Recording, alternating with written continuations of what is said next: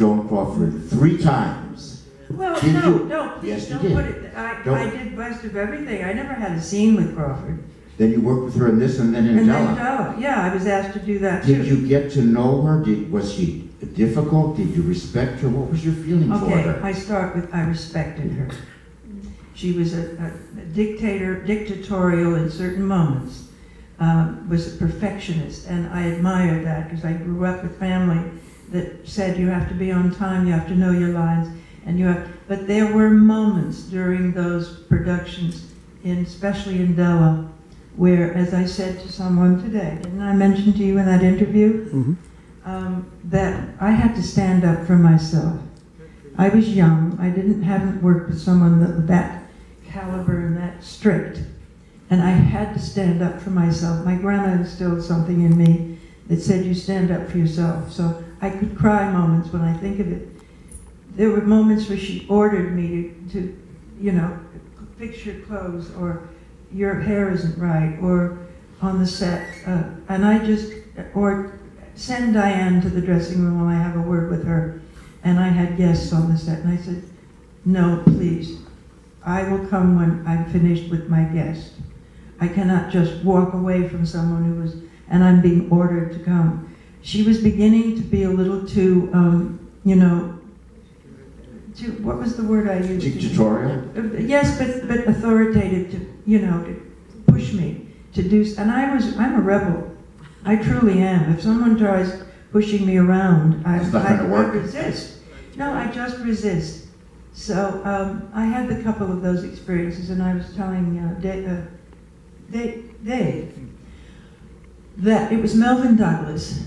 They were friends. They were like surrogate. Helen and Melvyn were my surrogate parents from 8. And I was in New York when Miss Crawford had invited me to a big dinner at 21 for Mary Martin. And she called on the phone. And being that, I think some part of this thing was that I grew up with the Douglases, and they were moderate to liberal people politically. And so Helen ran against Nixon for Senate. And Melvyn was the star in Hollywood. So I was at the Douglases. I stayed there whenever I was in New York, and I got this invitation by Miss Crawford to come to this party. And she indicated, I would like to, who are you going to invite to come with you? You can invite a guest, a guy, obviously. So I said, oh, I know who I want to invite, a guy who happened to be makeup on Best of Everything. And she says, oh, no, you can't have him because I can't invite my makeup man. I thought, what does her makeup man have to do with my friend, who just happens to be a makeup artist? And he had been married to Hope Lang's sister. So he was free, and I said, Bob, I'd love to invite Bob. She said, well, you can't. I said, oh, well, I'm so sorry, Miss Crawford, but I cannot come. If I can't invite you, say I'm free, I can't come. This was an example. So I hang up thinking I'm not going. Fine with me. Melvin's in the living room, and he's heard the conversation, and he's called me, and who is that you were talking to? I said, Joan Crawford, and he went, come into the living room. And he sat me down, and he started to explain about working with a star like Crawford. And he spent, I don't know, maybe an hour giving me some indication of what he experienced when he worked with her and how he handled it.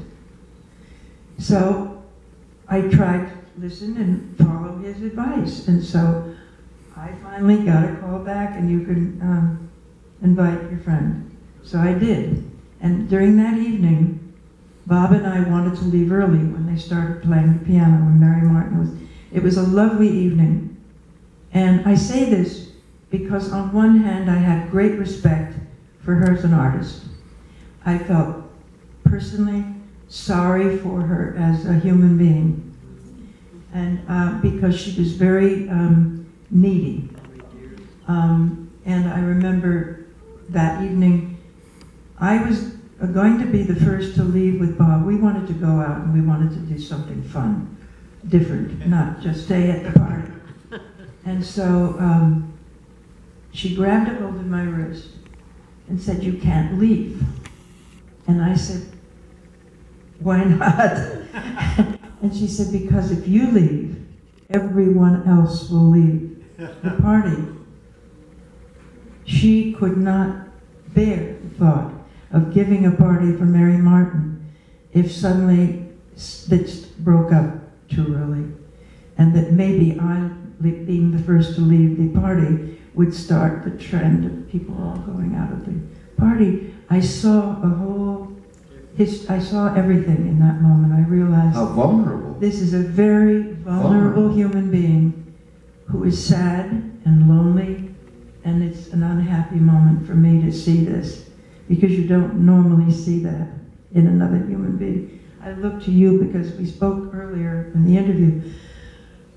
Foster, it was heartbreaking, but also she was, again, a Republican. And she knew I was with the Douglases, and I think she realized that I'm not to be toyed with. So anyway, not to be, you don't, if you're gonna respect me, I respect you, you respect me. So did she treat